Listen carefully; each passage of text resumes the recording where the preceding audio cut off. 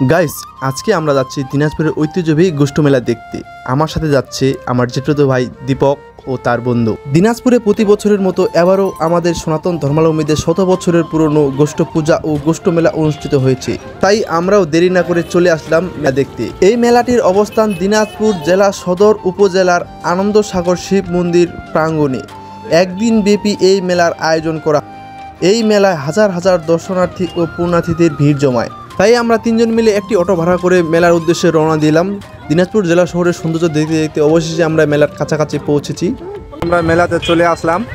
এই যে বিশাল বড় মেলা, এখনো প্রবেশ করি নাই। এখানে দাঁড়ায় আছি আমি, দীপকের বন্ধু আর দীপক। অবশেষে আমরা মন্দিরে পৌঁছালাম। অনেক আশা ছিল এই মেলাতে আসব, মেলা দেখব। অবশেষে আমরা মেলাতে এসে পৌঁছালাম, আমাকেও ভালো লাগলো। এবারেই আমি প্রথম এই মেলাতে আসলাম। এই মন্দিরে পুজো অর্চনা করা হয় এবং ভক্তদের জন্য প্রসাদ বিতরণ করা হয়। এই পুজো উপলক্ষেই এই স্থানে একদিন ব্যাপী এই বিশাল মেলার আয়োজন করা হয়। এই মন্দিরের পুজো ও মেলা দেখতে দিনাজপুর জেলা শহরের বিভিন্ন এলাকা থেকে হাজার হাজার মানুষ এই মন্দিরে ছুটে আসেন।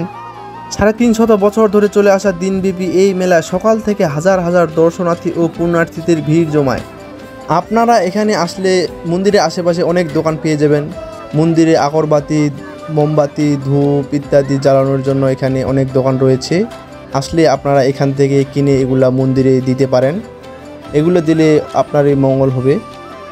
আর মেলাতে আসলে আপনাদের প্রথমেই এই বাচ্চাদের বুলবুল খেলার দোকানগুলো প্রথমেই আপনাদের চোখে পড়বে। এগুলো অনেক দোকান রয়েছে। মেলাতে আরও বাচ্চাদের জন্য এই হাতি ঘোড়া বা মাছ ভাল্লুক ইত্যাদি এগুলো পেয়ে যাবেন। আর মেলাতে অনেক ভিড় ছিল। মেলা হবে, নাগরদোলা থাকবে না এটা কোনো কথা। মেলাতে অনেক নাগরদোলা ছিল, ছোট বড়। মেলাতে নাগরদোলাতে ওঠা খুব মজা। আপনারা কারা এভাবে মেলাতে গিয়ে ছোটোবেলার নাগরদোলায় উঠেছেন, অনেক মজা করেছেন, অবশ্যই কমেন্ট করে জানান। এছাড়াও এই মেলাতে বাচ্চাদের জন্য অনেক আরও খেলনার দোকান ছিল, খেলার জন্য রাইড অনেক ব্যবস্থা করা ছিল। আর এই পাশে বাচ্চাদের জন্য খেলার জন্য ওই আরও অনেক দোকান ছিল। আপনারা আসলে এইসব এখানে দেখতে পাবেন, মেলাতে আসলে অনেক মজা পাবেন। আরও মেলায় আইসক্রিমের দোকান, ছোট বাচ্চাদের জন্য এদিক খেলার সামগ্রীর দোকান, এগুলো দোকানে অনেক ভিড় ছিল। আর এখানে আসলে আপনারা বাচ্চাদের জন্য অনেক খেলার যন্ত্রপাতি পেয়ে যাবেন। এগুলো আমরা ছোটোতে খুব কিনেছি, এখন বড় হয়ে এগুলো অনেক মিস করি। আগে যদি ওই ছোটোবেলার দিনগুলোতে আবারও ফিরে যেতে পারি আমরা। যেহেতু মেলায় ঘুরতে এসেছি তাই মেলায় ঘুরছি, মেলার সৌন্দর্য উপভোগ করছি। আমার মতো মেলায় ঘুরতে কারা কারা ভালোবাসেন অবশ্যই কমেন্ট করে জানান আমাকে।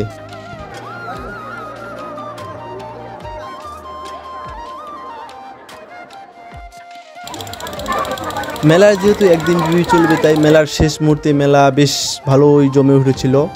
আর এদিকে অনেকেই দোকানপাট বন্ধ করছিল বা দোকানপাট গুছাচ্ছিল, যেহেতু মেলা আজকেই শেষ হয়ে যাবে।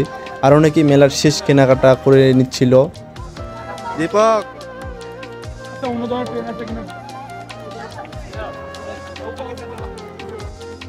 আমরা মেলাতে এমন সময় আসলাম যে মেলাটা আমরা সম্পূর্ণ দেখতে পারলাম না। দীপক আর আমি আর দীপকের বন্ধু আসছে। এমন সময় আসলাম মেলাতে যে আমরা মেলাটা সম্পূর্ণ ঘুরতে পারলাম না। দোকানপাট এদিকে সব বন্ধ করে দিচ্ছে, তাই ওদেরটা ঘুরলাম। দেখা যদি হয় অন্য বছর আসবো আবার সম্পূর্ণ মেলাটা দেখতে।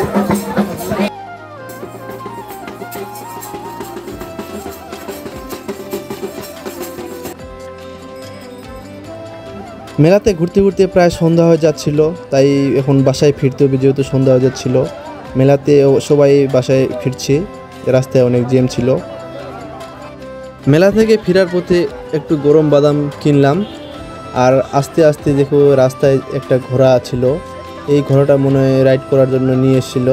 অবশ্যই তারাও ফিরে যাচ্ছে।